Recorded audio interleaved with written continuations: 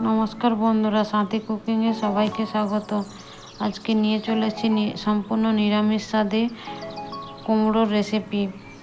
ভাত, রুটি, পরোটা, লুচির সঙ্গে জাস্ট জমে যাবে। আর এই রেসিপিটা যদি ভালো লাগে বন্ধুরা কমেন্ট করে জানাবে। ভিডিওটা না টেনে শেষটা অবধি দেখার জন্য অনুরোধ থাকলো। নতুন বন্ধু চ্যানেলে এলে সাবস্ক্রাইব করার জন্য অনুরোধ থাকলো। আর এখানে আমি কুমড়ো নিয়ে নিচ্ছি, ডুমু ডুমু করে কেটে দেখো।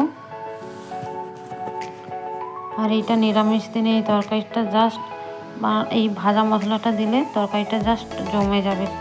এখানে আমি 500 গ্রাম কুমড়ো নিয়েছি ডুমু ডুমু করে কেটে, একটা বেগুন নিয়েছি, পটল নিয়েছি 4-5টির মতো পটল নিয়েছি, বড় সাইজের 2টো আলু নিয়েছি ডুমু ডুমু করে কেটে,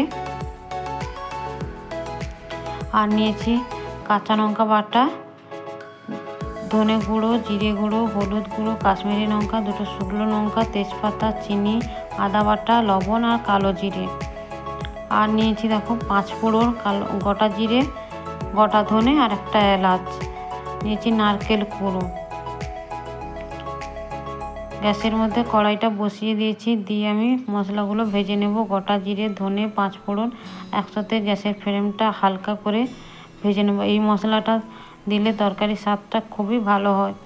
সবাই তো 5 ফোড়ন দিয়েই রান্না করে, একবার এইভাবে ভেজে রান্না করবে, দেখবে তরকারির স্বাদটা খুবই অসাধারণ হয়। আমার মশলাগুলো ভাজা হয়ে গেছে। এবার আমি কড়াইটা বসিয়ে দিলাম। বড় চামচের 2 চামচ আমি তেল দিয়ে দিলাম। তেলটা গরম হয়ে গেছে, আমি পটলগুলো ভেজে নিচ্ছি।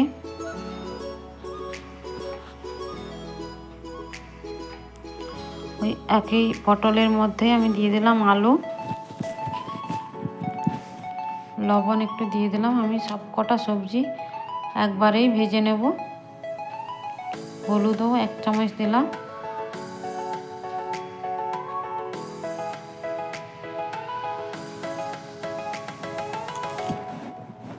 কুমড়ো দিলাম,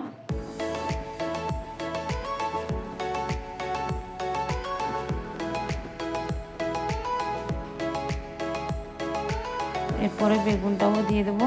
হালকা আঁচে বেগুনটাও ভেজে নেব। সব কুমড়ো সব সবজিগুলো আমি ভেজে নিয়ে নেব।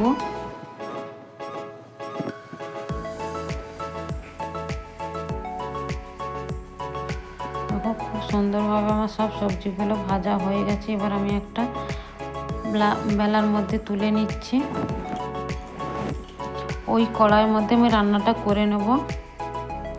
ছোট চামচের 1 চামচ তেল দিয়ে দিলাম আমি।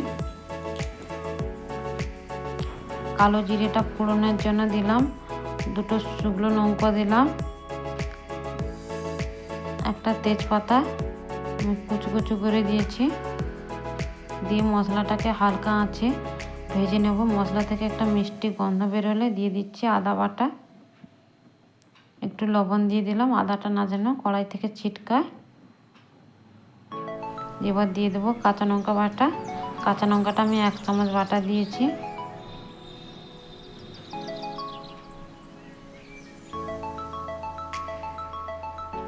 এরপর একটু জল দিয়ে দেবো। দিয়ে দেবো ধনে গুঁড়ো 1 চামচ, জিরে গুঁড়ো 1 চামচ, কাশ্মীরি লঙ্কা 1 চামচ। এইটা তোমরা দিতে পারো না দিতে পারো, আমি কালারের জন্য দিয়েছি। হলুদ গুঁড়ো 1 চামচ দিয়েছি। দিয়ে মশলাটাকে ভালো করে কষিয়ে নেব। দেখো মশলাটা আমার কষানো হয়ে গেছে। ভাজা সবজিগুলো আমি এর মধ্যে দিয়ে দিলাম, দিয়ে ভালো করে মিশিয়ে নেব।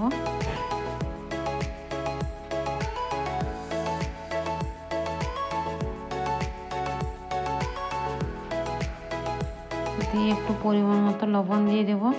যেহেতু আমি আলু সবজিগুলো ভাজার সময় লবণ দিয়েছি, সেইটা মাথায় রেখেই লবণ দিলাম।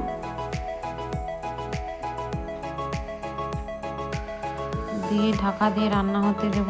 2 মিনিটের মতো ঢাকা দিয়ে সবজিগুলো ভালো করে কষে নেব।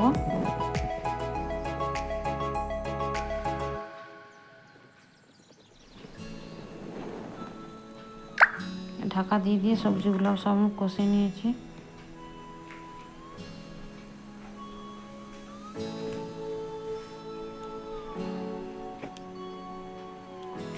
এবার আমি জল দিয়ে দিলাম।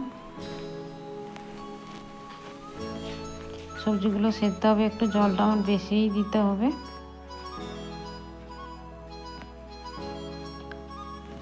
এরপর আমি বড় চামচের 1 চামচ ডাল দিয়ে দিলাম।